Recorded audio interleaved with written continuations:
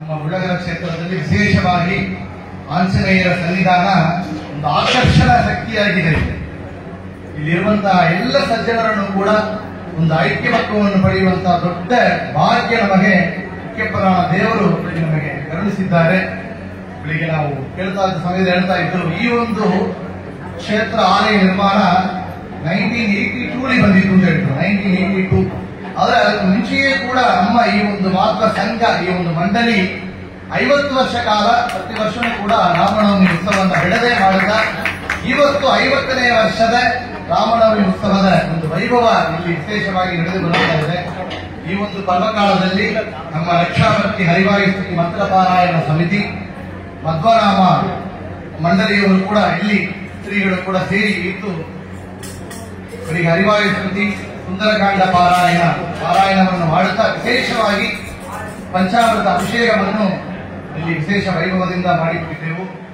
ಈ ಒಂದು ಪರ್ವಕಾಲದಲ್ಲಿ ಮಧ್ವನಾಮ ಪಾರಾಯಣ ಮುಂದೆ ಮಾತಾಡುವ ಸಮಯದಲ್ಲಿ ಹೇಳಿದೆವು, ಹರಿವಾಯುಸ್ತುತಿಯ ಮಹಿಮೆ ಏನು ಅಂತ. ಹರಿವಾಯುಸ್ತುತಿಯ ಮಹಿಮೆ ಏನೋ ಅದೇ ಮಧ್ವನಾಮದ ಮಹಿಮೆ ಎಂದು ತಿಳಿಯಬೇಕು. ನಮ್ಮ ಸಂಪ್ರದಾಯದಲ್ಲಿ ಹರಿವಾಯುಸ್ತುತಿಯನ್ನ ಪುರುಷರು ಮಾತ್ರ ಹೇಳಬೇಕು ಎಂಬ ಕ್ರಮ, ಅದು ಸಂಪ್ರದಾಯ. ಆದರೆ ಸ್ತ್ರೀಗಳಿಗೆ ಗತಿ ಏನು ಅಂತ ಕೇಳಿದರೆ ಕನ್ನಡ ಹರಿವಾಯುಸ್ತುತಿ ಎಂದೇ ಶ್ರೀಪಾದರಾಯರು ಸ್ತ್ರೀಗಳ ಮೇಲೆ ಕಾರುಣ್ಯವನ್ನು ಇಟ್ಟು ರಚನೆಯನ್ನು ಮಾಡಿಕೊಂಡಿದ್ದಾರೆ. ಯಾಕೆಂದ್ರೆ ಅವರೇ ದುರ್ವಾಂಶ ಸಂಭೂತರು. ತಮಗೆ ವಿಮಾನವನ್ನು ಭಗವಂತ ಕಳಿಸಿಕೊಟ್ಟಿದ್ದಾಗ ತಮ್ಮ ತಾಯಿಯು ಬರದಿದ್ದರೆ ನಾ ಬರೋದಿಲ್ಲ ಅಂತ ಹೇಳಿದವರು ಧ್ರುವ ಮಹಾರಾಜ. ಅಂತ ಧ್ರುವ ಮಹಾರಾಜ ತಮ್ಮ ತಾಯಿಯಂತೆ ಎಲ್ಲ ಸ್ತ್ರೀಗಳಿಗೂ ಕೂಡ ಉಪಯೋಗ ಆಗಬೇಕು ಅಂತ ಹೇಳಿ ಕನ್ನಡ ಹರಿವಾಯುಸ್ತುತಿ ಎಂದೇ ಮಾಡಿಕೊಂಡಿದ್ದಾರೆ ಈ ಮಧ್ವನಾಮವನ್ನ. ಇವತ್ತು ನಮ್ಮ ಸಮಿತಿ 33 ಜಾಗದಲ್ಲಿ ಏಕಕಾಲದಲ್ಲಿ ಚೆನ್ನೈ, ಕಡಲೂರು, ಈರೋಡ್, ಮಧುರೈ ಮತ್ತು ಎಲ್ಲ ಊರುಗಳಲ್ಲಿ ಕೂಡ ಬೆಂಗಳೂರು ಇತ್ಯಾದಿ ಎಲ್ಲ ಊರುಗಳಿಗೂ ಏಕಕಾಲದಲ್ಲಿ ಇವತ್ತು ಹರಿವಾಯುಸ್ತುತಿ ಮಧ್ವನಾಮ ಪಾರಾಯಣವನ್ನು ಮಾಡಬೇಕು ಅಂತ ಸಂಕಲ್ಪವನ್ನು ಮಾಡುತ್ತಾ ಈ ಒಂದು ಪಾರಾಯಣ ನಡೀತಾ ಇದೆ. ನಮಗೆ ಭಾಗ್ಯ ಇವತ್ತು ಉಳ್ಳಗರ ಕ್ಷೇತ್ರದಲ್ಲಿ ಆಗಿದೆ. ಈ ಒಂದು ಪರ್ವಕಾಲದಲ್ಲಿ ಮಧ್ವನಾಮದ ಪಾರಾಯಣ ಇನ್ನೊಂದು ಆವೃತ್ತಿ ಆಗಬೇಕು. ಶ್ರೀಪಾದರಾಜರು ಮಾಡಿಕೊಟ್ಟಿರುವ ಮಧ್ವನಾಮ ಅಂತ ಕೇಳಿದರೆ ಅದು ಎಲ್ಲ ವೇದಗಳ, ಉಪನಿಷತ್ತುಗಳ, ರಾಮಾಯಣ, ಮಹಾಭಾರತ ಇತ್ಯಾದಿ ಇತಿಹಾಸ ಗ್ರಂಥಗಳ, ಆಚಾರ್ಯರ ಸರ್ವಮೂಲ ಗ್ರಂಥಗಳ, ಟೀಕಾಚಾರ್ಯರ ಟೀಕಾ ಟಿಪ್ಪಣಿ ಗ್ರಂಥಗಳ ಸಾರ ನಮ್ಮ ಮಧ್ವನಾಮ. ಸುಭದ್ರ ವಿಜಯದ ಸಾರ ಶ್ರೀ ಮಧ್ವನಾಮ. ವಾಯುದೇವರ 29 ಪದ್ಯಗಳಲ್ಲಿ ಶ್ರೀಪಾದರಾಜರು ಮಾಡಿಕೊಟ್ಟಿದ್ದಾರೆ. ಪುರುಷರುಗಳಿಗೆ ಕೊಡುವಂತ ಫಲ ಹರಿವಾಯುಸ್ತುತಿ 41 ಶ್ಲೋಕಗಳಲ್ಲಿ ಕೊಡ್ತಾ ಇದೆ ಅಂದ್ರೆ ಸ್ತ್ರೀಗಳಿಗೆ 29 ಶ್ಲೋಕ ಪದ್ಯ ಮಾಡಿಕೊಂಡಿದ್ದಾರೆ. ಯಾಕಂದ್ರೆ ಸ್ತ್ರೀಗಳು ಇನ್ನೂ ಬಿಸಿಯಾಗಿರ್ತಾರೆ, ಮಕ್ಕಳನ್ನ ನೋಡಬೇಕು, ಅಡಿಗೆ ಕೆಲಸ ಇತ್ಯಾದಿಗಳು ಮಾಡಬೇಕು, ಇನ್ನೂ ಅವರನ್ನು ಸಂಕ್ಷಿಪ್ತವಾಗಿ ಮಾಡಿಕೊಡೋಣ ಅಂತ ಶ್ರೀಪಾದರಾಜರು ಕಾರುಣ್ಯದಿಂದ ಮಾಡಿಕೊಟ್ಟಿದ್ದಾರೆ. ಅದರಲ್ಲಿ 4 ಪದ್ಯಗಳಲ್ಲಿ ಮೂಲ ರೂಪ ವಾಯುದೇವರನ್ನ ವರ್ಣನೆ ಮಾಡಿದ್ದಾರೆ. ಮೂಲ ರೂಪದಲ್ಲಿರುವಂತಹ ವಾಯುದೇವರು ಎಂಥವರು ಅಂತ ತಿಳಿದರೆ ಆ ಎಂಬ ಶಬ್ದವನ್ನು ಉಪಯೋಗ ಮಾಡಿದ್ದಾರೆ. ನೋಡಿ, ಕನ್ನಡದಲ್ಲಿ ಒಂದು ಶಬ್ದಗಳಿದೆ, ಎಷ್ಟು ವಿಶೇಷ ನೋಡಿ. ಆಪ ಶಬ್ದ ಹೇಳಿದರೆ ದೊಡ್ಡವರನ್ನ ಕೀರ್ತಿ ಆಗುತ್ತೆ. ಈ ಅಂತ ಹೇಳಿದರೆ ಒಬ್ಬರನ್ನ ಯಾರೋ ಗೌರವನ್ನ ಕಡಿಮೆ ಮಾಡಿಕೊಂಡು ಹೇಳಿದರೆ ಈ ಅಂತ ಹೇಳ್ತೇವೆ. ಆ ವಾಯು ಅಂತ ಹೇಳಿ ಎಂತ ದೊಡ್ಡ ವಾಯು ಆಗುತ್ತೆ ಅಂದ್ರೆ ವಾಯುದೇವರ ಮಹಿಮೆಯನ್ನು 4 ಆ ಪದ್ಯಗಳಲ್ಲಿ ಆ ವಾಯುದೇವರು ಸಾಮಾನ್ಯರಲ್ಲ. ಈ ಬ್ರಹ್ಮಾಂಡವನ್ನು ಗೊತ್ತಿಕೊಂಡಿರುವ ಶೇಷದೇವರು ಅವರು ಸಾಸಿವ ಕಾಲಕ್ಕೆ ಗೊತ್ತಿಕೊಂಡಿದ್ದಾರೆ. ಆ ಶೇಷದೇವರನ್ನ ಪೂರ್ವವರ್ತಿಯಾಗಿ ವಾಯುದೇವರು ಗೊತ್ತಿಕೊಂಡಿದ್ದಾರೆ ಅಂದ್ರೆ ಆ ವಾಯು ನಮ್ಮ ಕೊಡಗುರುರಾಯ ಅವತಾರಿ ಮಾಡಿದ್ದಾರೆ ಎಂಬ ವಿಷಯವನ್ನು ಹೇಳ್ತಾ, ಆ ವಾಯುದೇವರು ಇದ್ದರೆ ಹರಿಯಿದ್ದಾನೆ ಆವವನ ದೇಹದೊಳ ಹೆರಳು ಹರಿತಾಗನ ಸಿಗನು, ಆವವನ ತೊಲಗೇ ಹರಿತಾ ತೊಲಗುವ ಆವವನ ದೇಹದೊಳಗೆ ಯಾಮಕನು. ಆ ವಾಯು ನಮ್ಮ ಕೊಡಗುರುರಾಯರು ಅಂತ ಆ ವಾಯುದೇವರು ಇದ್ದರೆ ಹರಿಯಲ್ಲಿ ನಿಲ್ಲಿಸುತ್ತಾನೆ.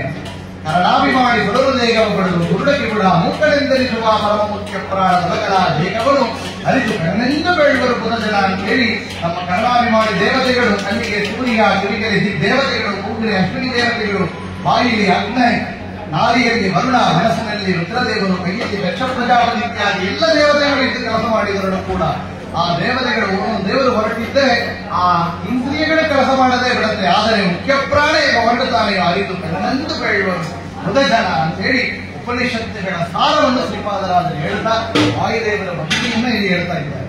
ಮುಂದೆ ಅವರು 5ನೇ ಪದ್ಯದಿಂದ ಪ್ರಾರಂಭ ಮಾಡಿ 11 ಪದ್ಯ ತನಕ ರಾಮಾಯಣದಲ್ಲಿ ಇರುವಂತಹ ರಾಮದೇವರ ಮಹಿಮೆ, ಹನುಮಂತ ದೇವರ ಮಹಿಮೆಯನ್ನ ಇಲ್ಲಿ ಕೊಂಡಾಡುತ್ತಾರೆ. ಎಂತಾವರು ವಾಯುದೇವರು ಅಂತ ಕೇಳಿದರೆ ಸರಣಿಕ ಶುದ್ಧವಾಗಿ ಶಬ್ದಶಾಸ್ತ್ರವ ಪಡಿಸಿ ಅಂತ. ಸೂರ್ಯನಿಗೆ ಮುಖ ಕೊಟ್ಟು ಅಧ್ಯಯನ ಮಾಡಿದರಂತೆ.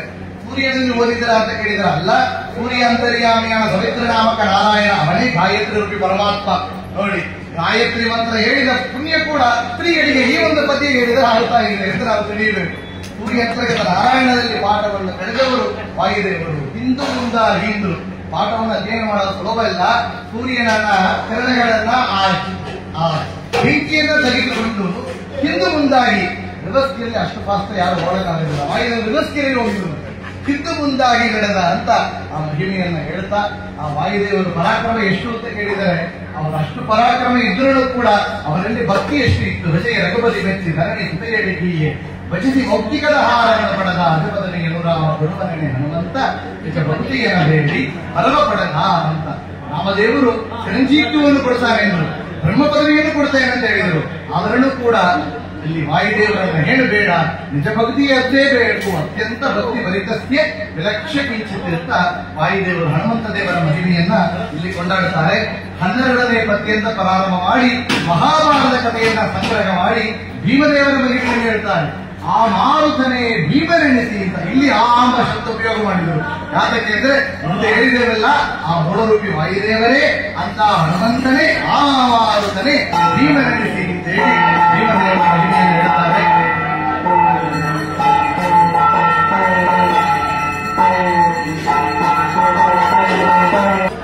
ಆ ಭೀಮದೇವರ ಮಹಿಮೆಯನ್ನ ಹೇಳ್ತಾ ಹೇಳ್ತಾ ಒಂದು ವಿಶೇಷವಾದ ಮಹಿಮೆಯನ್ನು ಹೇಳಿಬಿಡ್ತಾರೆ. ಕರೆದಿದ್ದ ಶಿಶುವಾವನಾದ ಭೀಮನ ಬಿಡರು ಗಿರಿಬಡಿದು ಶತಶೃಂಗವೆಂದೆನಿಸಿತು ಅಂತ.